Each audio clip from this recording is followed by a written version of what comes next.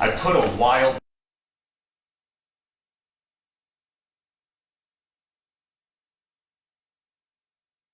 police he did to 100-pound Lisa Jeffrey in the camper they both shared.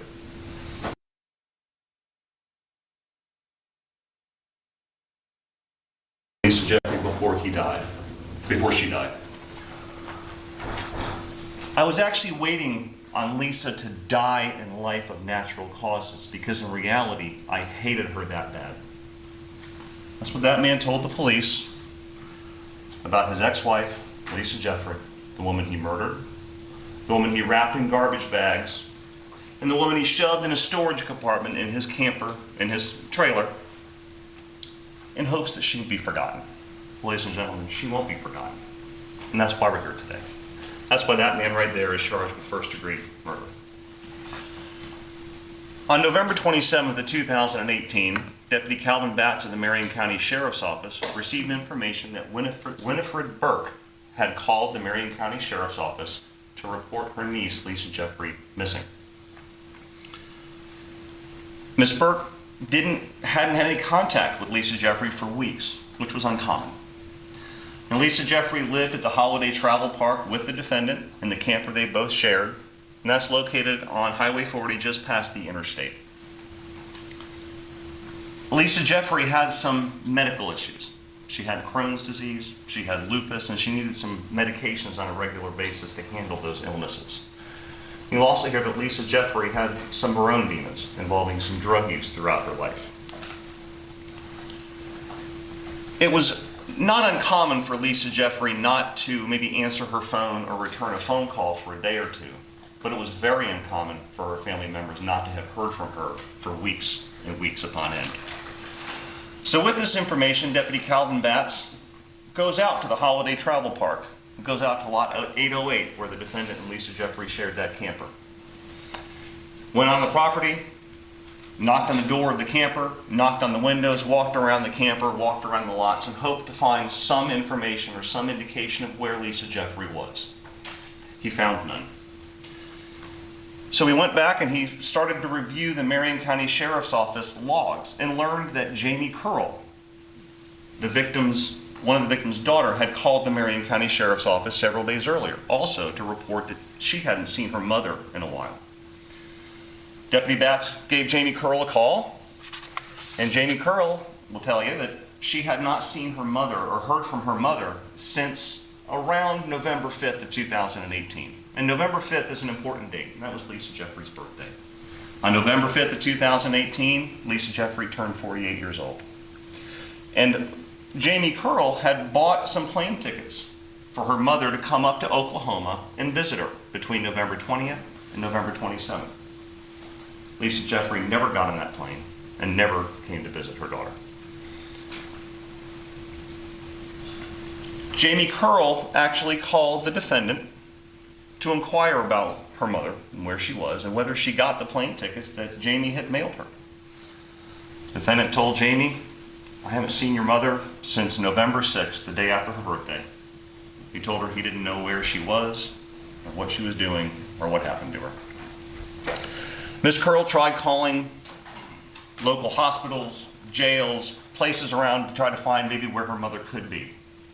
She received no information that would help locate where her mom was. So Deputy Batts, using the information obtained from Jamie Curl, called the defendant on the phone. Deputy Batts unsuccessfully tried to get some simple, straightforward answers as to where Lisa Jeffrey was located, when he last saw her, a timeline, just general information. The defendant told Deputy Batts, and I expect you'll hear this recording, the defendant told Deputy Batts that he and Lisa Jeffrey and some family friends went out to celebrate her birthday on November 5th. They went out to a local bar. They came back, and the next day, on November 6th, the defendant left the camper. When he came back, Lisa Jeffrey was gone. He didn't know where she went, and didn't know where she was. So Deputy Batts also called around the jails, called around hospitals, places in both Marion County and the surrounding counties like Alachua to try to just find some information of where Lisa Jeffrey was located. He again received no information. He also talked to Paris Riley, another daughter of Lisa Jeffrey. Paris Riley also indicated she hadn't heard from her mom in weeks, which was unusual. Over the next several days, Deputy Batts continued to return and go back to the Holiday Travel Park, Lot 808. He continued to investigate. He interviewed people. He talked to neighbors, park managers, everybody around that lot to see if anybody had any information about the whereabouts of Lisa Jeffrey. He got nothing helpful.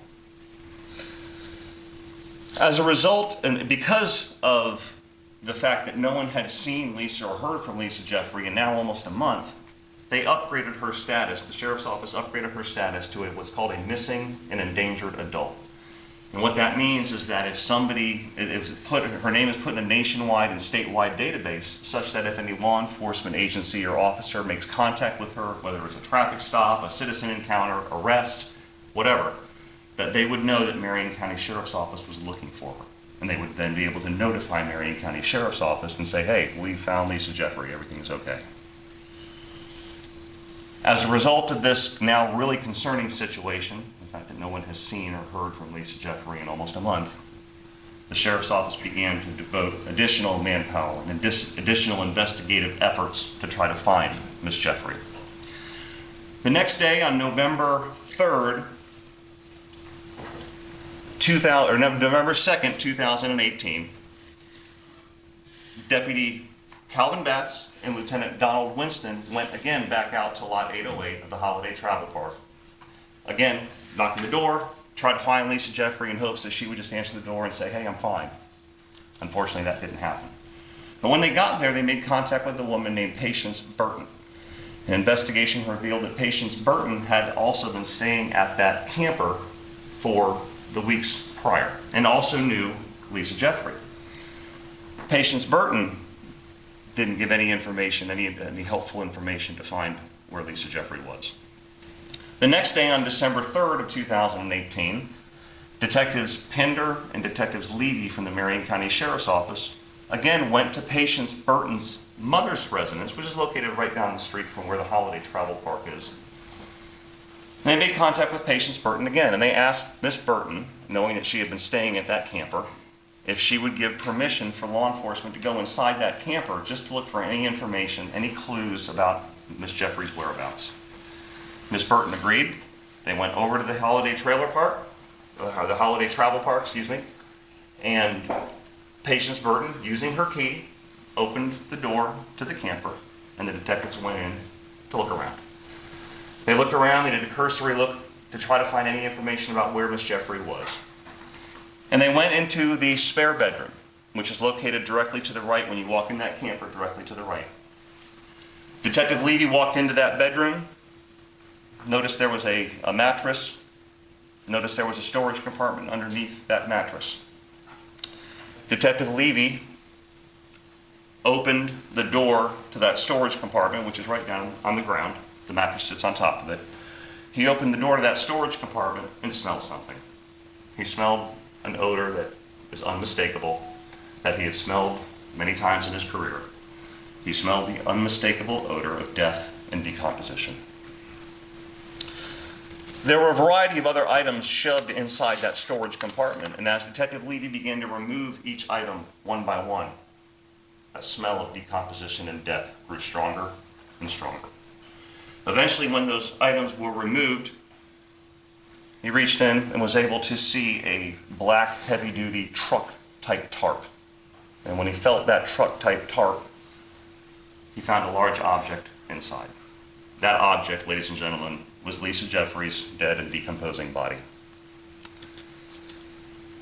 She had finally been located, shoved in a storage compartment in that man's trailer. Detectives backed out of the residence. They called additional major crimes detectives. They called crime scene investigators, and they applied for something called a search warrant. And the search warrant you're going to hear is simply a legal document that's signed by a judge that allows law enforcement to go into a certain location and search for evidence of a crime. Once they received that search warrant, they went inside that residence. Crime scene technicians went inside, and they went to that spare bedroom, and they began the process of removing Lisa Jeffrey's body.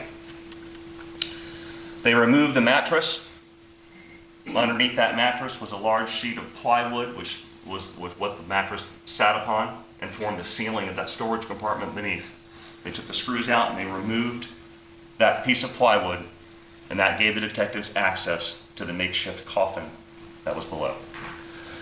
Inside of that coffin was that large tarp, along with a red purse that was just thrown on top of that tarp. Miss Jeffrey's body was carefully lifted out of that tomb, was taken outside and put on a sterile sheet on the ground. They erected a tent to protect her body from any outside elements, the rain that may have been coming in that could have influenced any evidence upon her. And investigators then began the meticulous and painstaking process of unwrapping Miss Jeffrey's body. As I said, she was wrapped in an outer layer of a black truck tarp. Inside of that was a very thick camouflage comforter that she was wrapped in.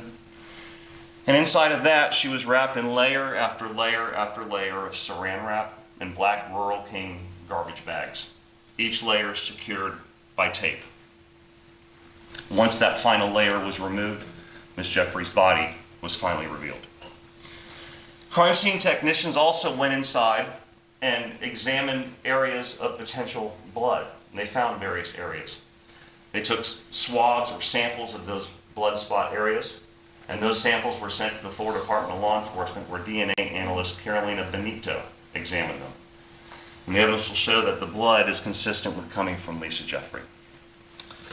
Obviously now the detectives really wanted to speak with the defendant, the owner of the camper, the defendant's ex-husband, the person who was last known to have been with the victim in this case. And detectives got word that the defendant was up in Putnam County at a relative's house, a relative named Mary Leclerc. Putnam County Sheriff's Office went there and made contact with the defendant at Miss Leclerc's residence, and they learned that Marion County Sheriff's Office detectives wanted to come and also speak with Mr. Jeffrey. So once Marion County Sheriff's detectives got word that he was located up in Putnam County, they drove on up there. Detectives Lytle and Lieutenant Claude McQuaig drove up to Putnam County and met the defendant at the Sheriff's Office to interview him. Before the interview began, they read the defendant what are called Miranda warnings, which everyone has probably heard it on TV. You have the right to remain silent. Anything you say can be used against you. You have a right to a lawyer. The defendant indicated he understood those rights and agreed to speak with the detectives. Now, shortly after this initial interview began, the defendant began to throw up. He began to become sick. He was transported to the hospital where the interview was continued once medical personnel evaluated the defendant and cleared him and made sure he was okay. The detectives actually went back the next day and continued the interview with the defendant, and I expect that you'll hear those interviews. In the beginning of this interview process, the defendant tried to maintain that same story, sell that same line that he told Deputy Batts on the phone. He told Detective Lytle and Lieutenant McQuaig that he was, on November 5th, he was with Lisa Jeffrey and some family friends. They went to celebrate her birthday at a local bar. He came back, and the next day, he left, came back. Lisa Jeffrey was gone, disappeared, walked away. He hadn't seen her since. When the detectives informed the defendant that they had just done a search warrant on his camper, they looked in that storage compartment, and they found what was in that tomb. His story changed dramatically.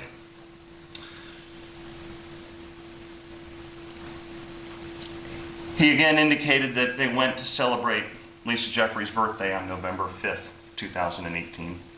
When they came back from celebrating her birthday, he and Lisa Jeffrey went into that camper, and when he was alone in there with Lisa Jeffrey, he admitted to striking Miss Jeffrey over and over and over again. He admitted to grabbing her by the hair and flinging her into the master bedroom closet. He told detectives, I put a wild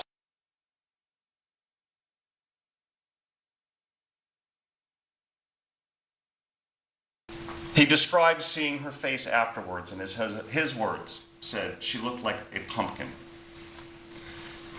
He admitted to the detectives that he went to Rural King and bought some black garbage bags that he used to wrap Miss Jeffrey's body in, along with the comforter. And he put her in that compartment underneath that mattress in the spare bedroom of the camper. He told the detectives, "I was actually waiting for Lisa to die in life of natural causes because in reality I hated her that bad." You're going to hear that this wasn't the first time that the defendant was violent to Lisa Jeffrey.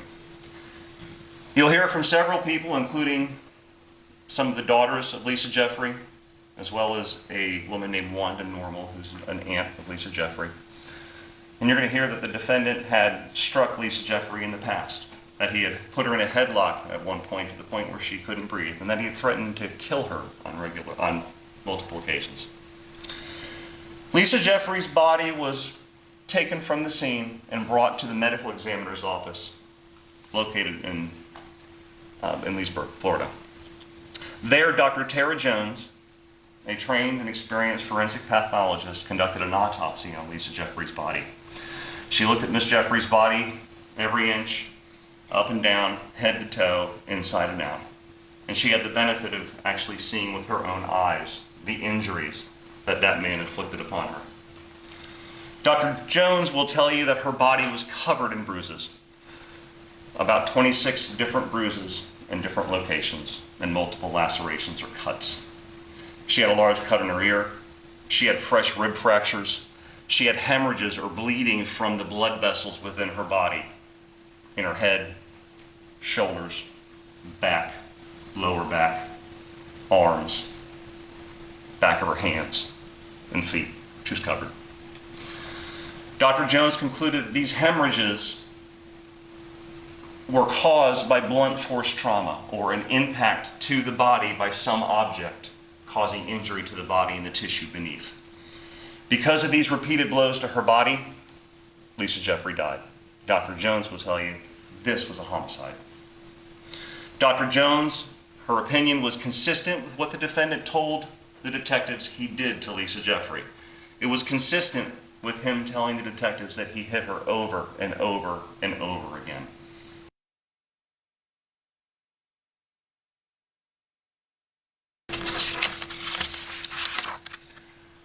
Ladies and gentlemen, the evidence will show that the defendant beat Lisa Jeffrey. He beat her to death. And at the end of the evidence in this case, we're going to ask you to find the defendant guilty of first-degree murder because that's what the evidence will have proven beyond any reasonable doubt. And that's what the law will require. Thank you. Mr. Wise, do you wish to make an opening statement? Yes, Your Honor. All right, you may proceed.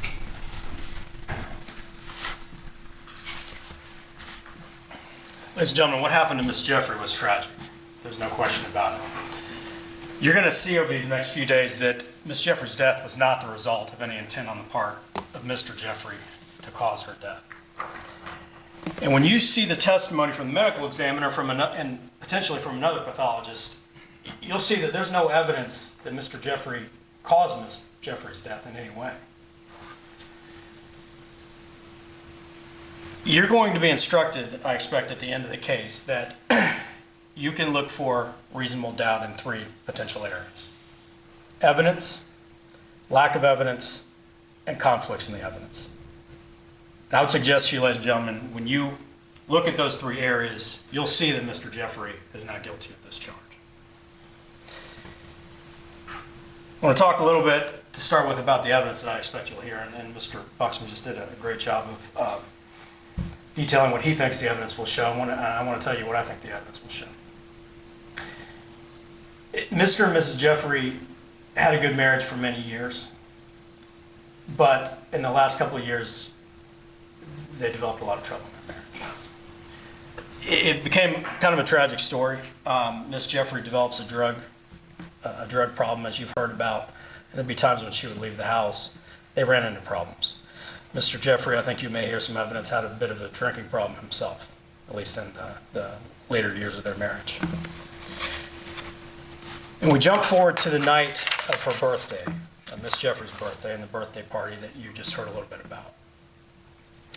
Mr. and Mrs. Jeffrey go out that night with some other friends and family. There's a lot of drinking going on. The two of them go back to their trailer, and as you've heard, there's an altercation between the two of them. takes place. And I think you'll hear, if you hear Mr. Jeffrey's statements, I think you'll hear a lot more about what happened that night than just these couple of cherry-picked statements that came out. But in any event, when you hear Mr. Jeffrey talk about that, I think, ladies and gentlemen, when you pay close attention to that, you'll see Mr. Jeffrey doesn't really know what happened that night.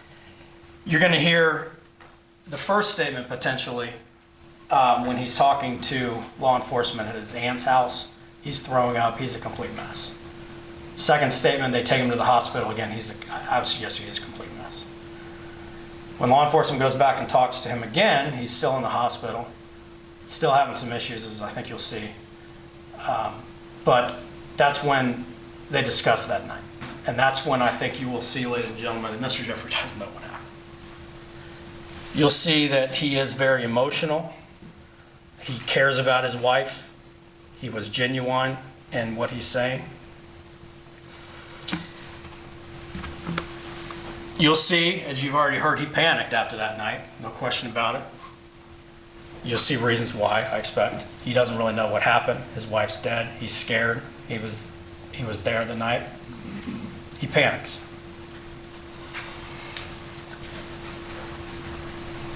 Let me talk to you about lack of evidence. And the lack of evidence that I think you'll see. You won't see any evidence that Mr. Jeffrey acted with any premeditated intent. It's not there. You're not going to see any evidence, I would suggest, ladies and gentlemen, that Mr. Jeffrey did anything that night out of ill will, hatred, spite, or evil intent. The evidence will. Some other evidence that you will see, and where I think you'll see some conflicts in evidence and some lack of evidence, is going to be when you hear the medical examiner's testimony. She believes that blunt force trauma caused Ms. Jeffrey's death, but you can't identify any injury, any potential injury that actually caused the death. You've heard about these bruises, lacerations. They're relatively minor. These aren't injuries that would cause someone's death. And again, the medical examiner can't say, well, this is the one that did it. This is when it was. More importantly, the medical examiner can't say when or how these injuries were inflicted. And most critically, I believe she's going to testify that she can't say that whatever the fatal injuries were to Ms. Jeffrey didn't occur hours or even days before her death, and that this was an ongoing process that led to her death that night. And I think you may hear testimony from another pathologist who reviewed the findings, who has ample experience in this area, who's going to say, you can't say this was blunt force trauma because we can't tell from the injuries on her body what happened. And he's going to tell you, I expect, that there are many areas that were not looked into that were potential causes of death that should have been looked into, particularly when we have someone of this age with many underlying medical conditions with a known drug problem, who's been known to injure herself because of her conditions. Again, ladies and gentlemen, this is a very tragic case, and you're going to hear some sad evidence over the next few days. You're going to hear some unflattering things about Mr. Jeffrey, I suggest. But I ask you to keep an open mind and pay close attention to the evidence, the lack of evidence, and the conflicts in the evidence. And when you do that, ladies and gentlemen, I think you will see that Mr. Jeffrey is not guilty of this charge that's alleged against him. Thank you.